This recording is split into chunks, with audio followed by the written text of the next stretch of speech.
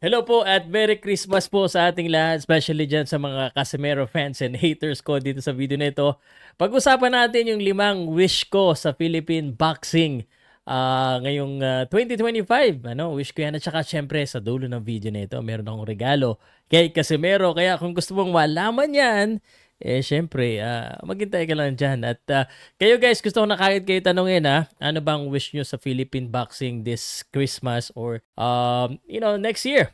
Pag-usapan natin sa comment section. Hindi na po makakapag-live mamayang gabi kasi alam mo na, syempre, family muna. Pero pag-usapan natin, babasahin ko po yan. Powcast Sports. If you're new here, don't forget to subscribe and hit the notification bell. Presented by Arena Plus, Astig sa Sports. Hindi perfect ang ating 2024 sa boxing pero hindi pa ito yung year-ender review ko na magkakaroon ako yung year-ender review siguro. Soon, gagawin natin yan. I just have to find time. But again, Merry Christmas po sa inyo lahat. At kahit na hindi ganun kaganda yung ating 2024 sa boxing, ay masaya pa rin dahil sa mga passionate na fans na kagaya mo. Yung mga maiinit ang ulo na lagi nakikipagbakbakan. At alam mo, nag-compile ako ng 5 bagay na wish ko ngayong Pasko. At ito na po yan. Sana marinig po ng Santa ng Boxing. Sometimes medyo baka sabihin nyo corny to pero anyway, sasabihin ko na rin kasi corny naman talaga ako. Tsaka pala, meron akong written version, mas formal na version sa paucast.net. So I'm also trying to revive that website para at least meron akong mga vlog naman kasi ako nung una writing 2010 pa lang So anyway, ang aking first na wish po for the holiday for the boxing is unity. Alam mo, kung hindi nyo alam, sa tagal ko na rin sa boxing, alam ko yung nagkakaalitan, nag-misunderstanding. Syempre hindi lahat nasa social media yan. And actually, I'm very proud na marami sa atin sa boxing industry na nag-work pa rin kahit na minsan hindi nakikita mata sa mata. They're professional and that's a testament talaga na we wanna work together. But imagine guys, kung tayo ay may unity at tayo nagkakaisa. Alam ko namang minsan mahirap isipin yan, hindi 100%, but let's just try our best kasi ang goal naman talaga natin mas palakihin pa yung industriya ng boxing na dito sa Pilipinas no. Ang pinaka gusto ko talaga itong boxing dito sa Pilipinas mangyari hindi lang ito para i-groom ang boxer yung paramihin ng panalo, kundi maging rin siya legitimate battleground. Kumbaga legitimate na dito po nagkakaroon ng mga world championship o yung magagandang laban, yung mga matataas na laban para kumita rin ang mga promoters po dito sa Pilipinas. Yan lang naman ay wish ko. So unity ang aking first wish. Second, and I've been saying this, and ako naintindihan ko kung bakit may mga laban na medyo one-sided, But ang hope ko sana po magkaroon po ng tinatawag nating mas marami pong mga competitive matches. Don't get me wrong, I understand the business of boxing. And in this regards though, sana kahit papaano parang gaya natin Japan, minsan less than 5, 10, napapalaban na kagad sa matitindi. Again, alam ko iba yung economics kasi, so medyo mahirap. Pero at some point, kaysa naman gumastos tayo ng gumastos dyan sa boxer na undefeated record, di naman natin alam. Di naman talaga legitimate pala na magaling, hindi pa natin alam. So, maganda nang nasusubukan kaysa maubos pa yung pera natin, di ba? So, but on that regards, I wanted to actually give kudos to Blow by Blow Boxing. Yun ang may so far for the year. Yun talaga yung magandang match na di mo talaga alam kahit papaano talagang may laban parehong side Speaking of magandang laban, ang wish ko rin talaga number 3, and this is one of the most neglected, just being honest here, is the boxing event production and marketing. Ito yung medyo neglected po sa boxing. Hindi ganun kalakas ang production natin, hindi masyadong maganda. Kumbaga, naintindihan ko budget constraint siguro kaysa mag-hire tayo ng magandang marketing team, mag-promote tayo sa radyo, sa TV, sa social media, or kumuha tayo ng magandang lighting, magandang venue, or skilled commentators, bayad na lang natin yan sa fighters. And that's understandable. Pero kung meron ka namang magandang event, may pera ka naman, and you have a promising young prospect, I think we should put value on it. tayo, sanay na sanay tayo na libre binibigay natin sa boxing event. Nothing wrong with that, lalo na sa mga entry level. Dahil karamihan po ay medyo 4-man sports talaga ang boxing. But how do we elevate this? Kasi nagkaroon na tayo ng culture na libre dito, libre doon, kahit pay-per-view, kahit big events, libre na rin ang nangyayari.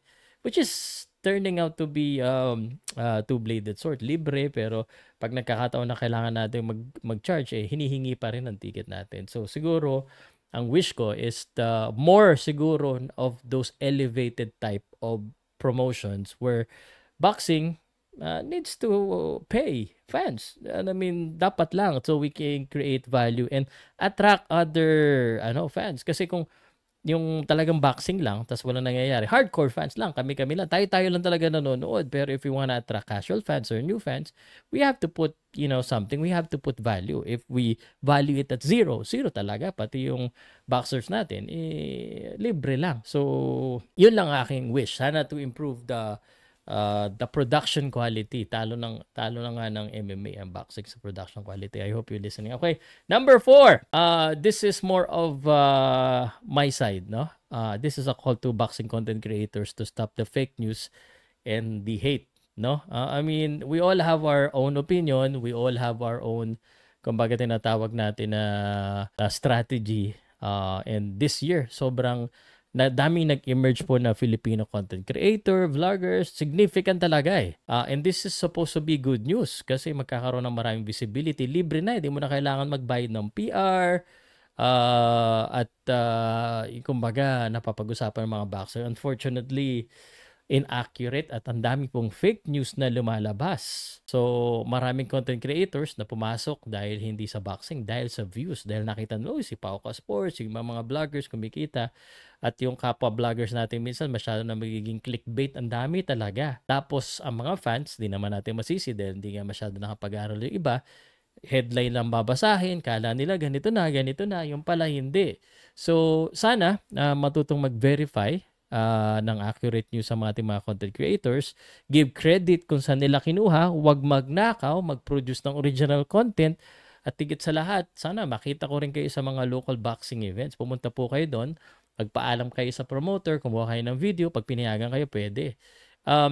Sana maging real boxing storyteller ang mga content creators, hindi lang yung puros fake news pahay para sa views. Yun lang sana. Alright, speaking of that, ito karuktong din ito. Para naman to sa mga boxers, sa mga fans, sa lahat din, ano? This is about the bashers. Hindi ako aapila sa bashers na tumigil sa pagbabash. Kasi hindi mo na mapipigilan yan What I'm wishing here is we learn how to handle bashers. Dahil nandiyan na yan Diba? Our bashers is our most avid fans. Talagang hindi sila titigil, konting pagkakamali mo, buti pa yung fans mo, yung pag may maganda kang ginawa, ito talagang babantayan ka nila. So, ibig sabihin sila yung mas avid fan, may konting pagkakamali. Especially if you're a boxer and you wanna be a world champion, this will be a part of your process. Kasi kung ayaw mo niyan, magpatay ka na lang ng social media. Pero I wouldn't recommend that kasi while social media has a lot of bashers and critics and a lot of things na nakaka-distract, it also is a haven for opportunities. Promotions, siguro, sponsors, if you know how to use it. Look at me. Diba? Shoutout sa Arena Plus. So, yun yung aking panlima and last. And the last thing I wanted to say, so pinangako sa inyo, ano yung Christmas gift ko para kay Casimero? So, I wanna say peace to the Casimero camp and the fans. Hopefully non-toxic yung inyong Christmas at nakakalungkot isipin na ganun ang ginagawa nila, sila nagkaaway-away, but I just wanted to let you know I'll stick to boxing. So my gift to you is I wanna promise you to continue and to even be nicer. Yung continue talagang ginagawa ko kasi lagi naman akong factual Tsaka, as much as possible, I would say neutral, pero naintindihan ko sinasabi nyo, minsan parang nagiging galit na ako. But moving forward, we'll be much more nicer. So that's the term. Mas magiging nicer na tayo. But still, hindi pa pwedeng hindi totoo. Pag may mali, sasabihin talaga natin. Hindi natin mawawala yan dahil sikat si Casimero. Okay? And I wish him a significant fight. Hindi ko na alam kung makukuha niya pa yung Naoya Inoue, pero I hope he still get a significant fight. But also, let me be the one to say this. Casimero, iwasan mo muna yung lechon. Tsaka beer, wag masyado madami. I hope you have a better weight management program on your next fight if you will have a next fight, whenever you will have the next fight. And I hope you find yourself a promoter or a fight. And I hope Filipino fans will continue to support you. Siguro alagaan mo yung 2025 mo. I hope you get at least 1 fight or 2 fights even before you can fight against Japan. Kasi this could be your pivotal moment, no? I think ito yung taon na magkakaalaman kung talagang nandoon ka pa o wala na o matatapos na. Huwag mo rin ubusin lahat ng pera mo kasi kala mo yung ganyan kakapal na pera, mabilis mawala yan. Alam mo naman yan. Dami ng kaibigan mo ngayon, pag nawala yan, wala ka na rin pera. Pag nawala yung pera mo, wala ka na rin kaibigan. But anyway, Merry Christmas po sa inyo lahat. Hindi na muna ako magla-live siguro. Hindi ako makapromise ng live gabi-gabi kasi nga holidays. So maraming mga family commitment. But hopefully guys, 2025 will continue to improve and we'll continue to talk about sports, basketball, boxing at iba pa. Merry Christmas po. Ang wish ko sa iyo, sa nanonood, nakaabot ka dito. Good health, very important. Ayan ang din ang isa kong sa sarili ko no. Kulang na naman ako sa exercise. Although hindi naman ako masyado tumataba, but yun din ang wish ko sa iyo. Good health and sana masaya ka. Salamat, kita tayo sa sunod ng mga vlogs ko. Salamat po.